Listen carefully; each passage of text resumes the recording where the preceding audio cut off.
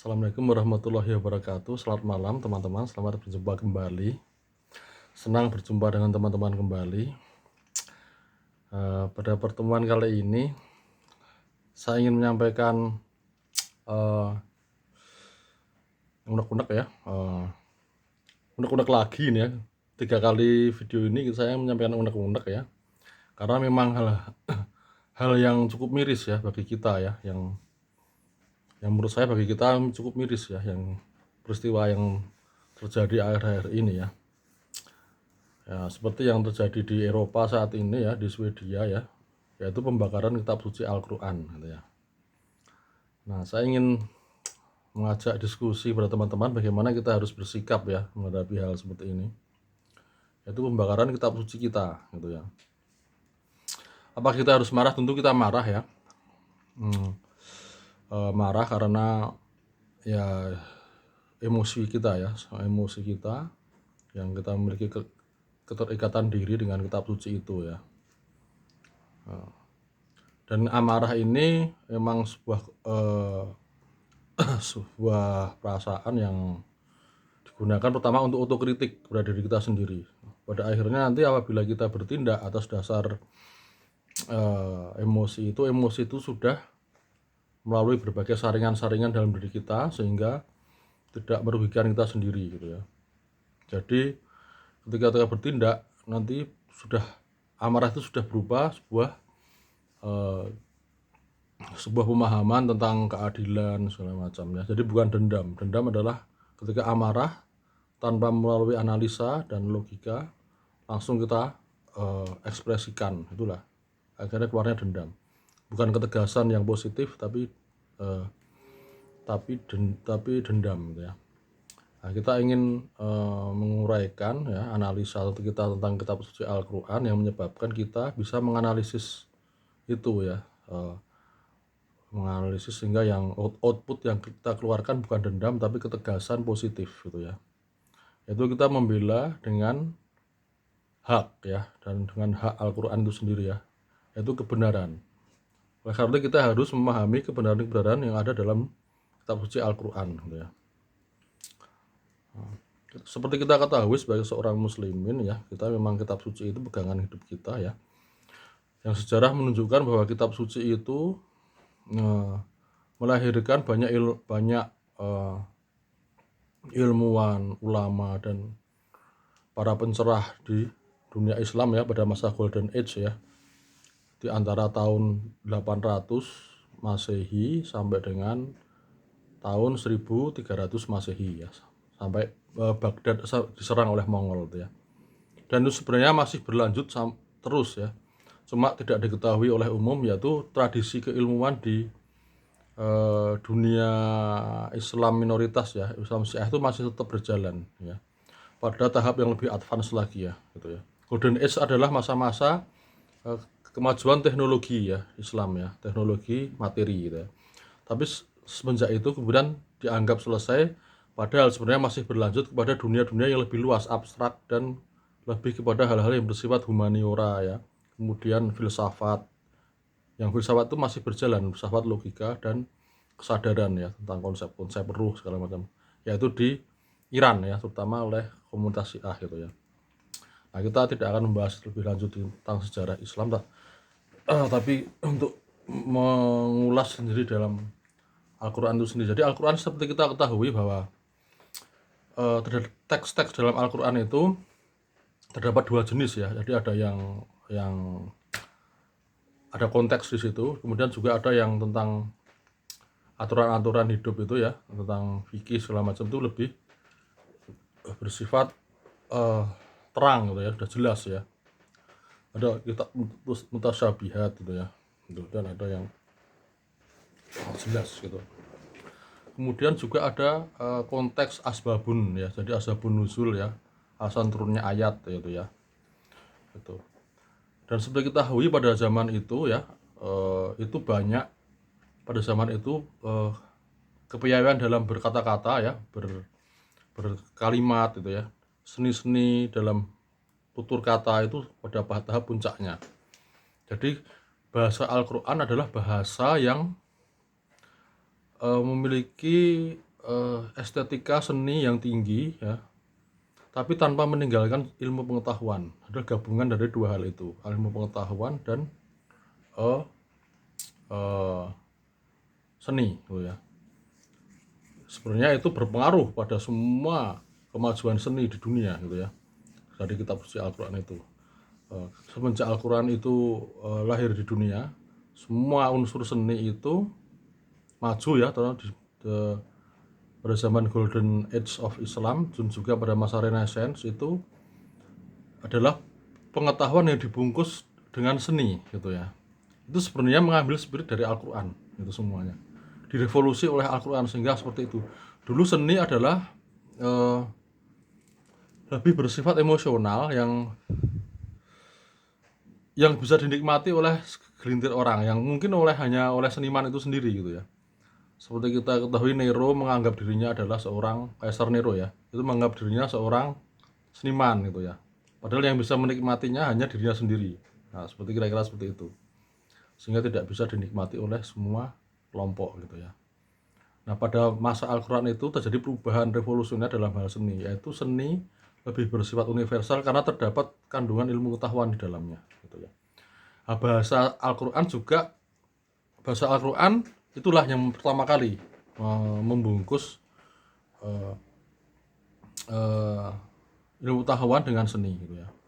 Kemudian tidak sebagaimana seni-seni yang lain yang lebih bersifat emosional ya, kitab suci Al-Quran di dalam membungkus ilmu pengetahuan dengan seni itu juga terdapat unsur natural gitu ya. Jadi alam juga dilibatkan di situ gitu ya. Dan terkait dengan manusia adalah naturalisme dan terkait dengan manusia adalah fitrah manusia itu sendiri ya, yaitu kemampuan-kemampuan yang bersifat intuitif gitu ya. Jadi ada pesan-pesan intuisi yang ada dalam Al-Quran itu yang membedakannya dengan kitab-kitab yang lain gitu ya. Tidak bersifat naratif ya, itu adalah yang paling dasar, seni paling dasar yang naratif ya, seperti yang kita melihat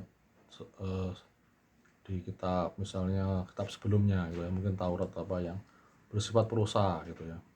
Kemudian ada yang bersifat emosional gitu ya, yang sudah lebih advance lagi gitu ya.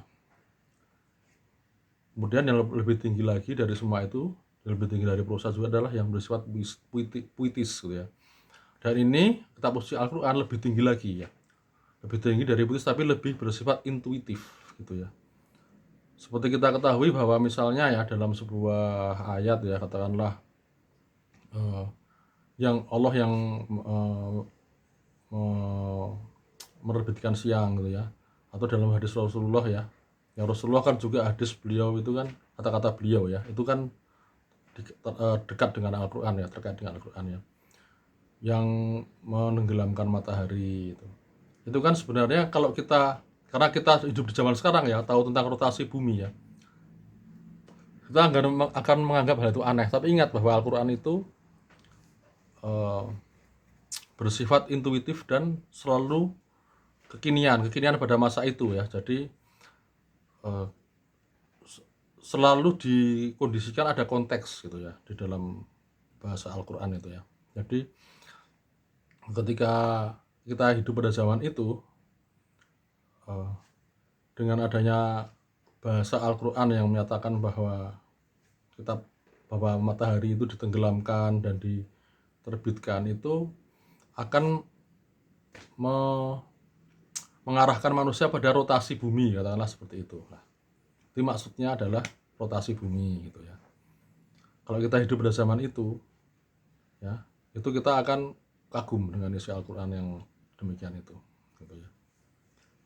Semacam seperti itu. Kemudian juga ada kandungan yang lebih dahsyat lagi ya, yaitu tentang spiritual gitu ya. Kemudian bahasa spiritual yang dikaitkan dengan mistisisme gitu ya.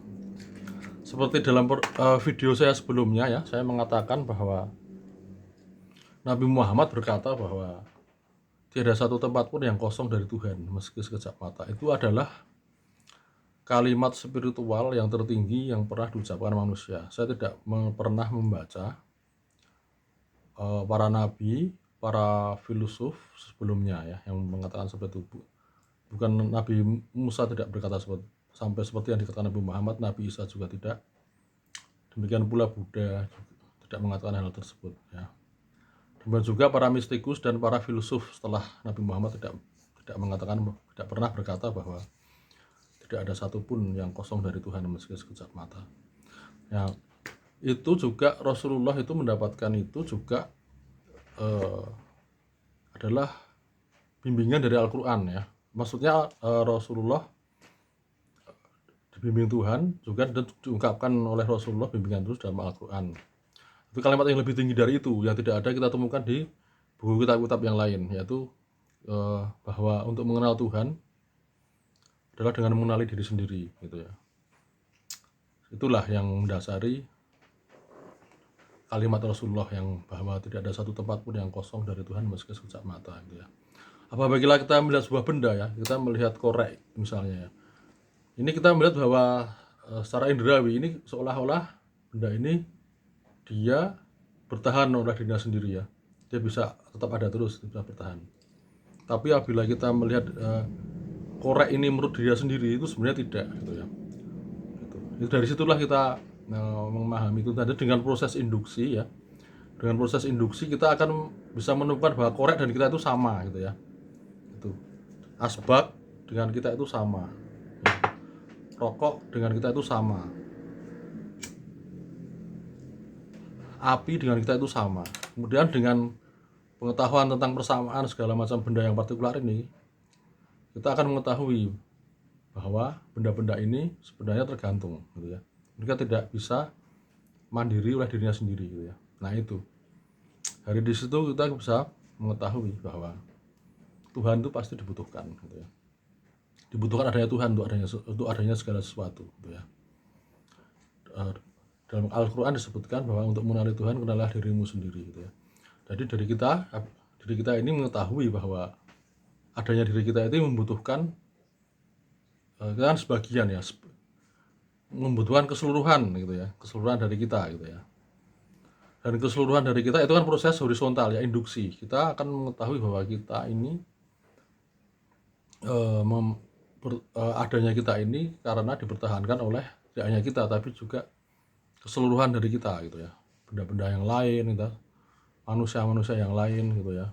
Dan itu kemudian dari situ kita melakukan proses deduksi bahwa keseluruhan ya itu membutuhkan Tuhan gitu ya. Dan pengetahuan kita tentang keseluruhan, kita akan mendapatkan ilham bahwa keseluruhan itu membutuhkan Tuhan gitu ya. Gitu. Dari situlah kita mengenal Tuhan itu, dari pertama dari kalimatnya Rasulullah, kedua dari kitab suci Al-Quran, bagaimana Rasulullah menemukan kalimat itu gitu. Jadi demikian tingginya nilai spiritual dari kitab suci Al-Quran. Jadi kita dengan pemahaman ini bagaimana kitab suci Al-Quran itu, kita tidak bertindak atas dasar amarah, tapi amarah yang telah kita kelola. Jadi amarah itu adalah untuk otokritik bahwa kita tidak mampu untuk membela Al-Quran. Kemudian sikap yang kita keluarkan adalah sikap yang rasional dan tegas, yaitu kita membangun diri kita sendiri semakin maju. Kemudian kita membela Al-Quran dengan meningkatkan kapasitas diri kita. Seperti kita ketahui, Imam Ali bersabda bahwa pembalasan yang terbaik adalah meningkatkan kualitas diri kita sendiri, mengembangkan diri kita sendiri untuk lebih maju ya. Itu akan lebih menyakitkan bagi musuh ketika mengetahui bahwa putra-putra Al-Quran ini ternyata akan mampu untuk membangun peradaban, membuat fondasi bagi kebaikan dan bagi semuanya, termasuk bagi pihak yang jahat maupun pihak yang baik. Yang pihak yang jahat pun mendapatkan manfaat gitu ya. Bahwa mereka akan tergantung hidupnya dengan kebaikan yang dimunculkan, dihadirkan oleh para putra Al-Quran ini. Demikianlah kira-kira yang saya sampaikan tentang kitab suci Al-Quran ini ya, bahwa di dalam kitab suci Al-Quran terhadap kalimat yang merupakan dasar intuitif bagi kata-kata Nabi Muhammad, yang kata-kata Nabi Muhammad tersebut merupakan dasar bagi semua kalimat-kalimat spiritualitas yang ada di dunia ini. Demikian sedikit banyak ingin mau saya sampaikan kepada teman-teman. Terima kasih. Assalamualaikum warahmatullahi wabarakatuh.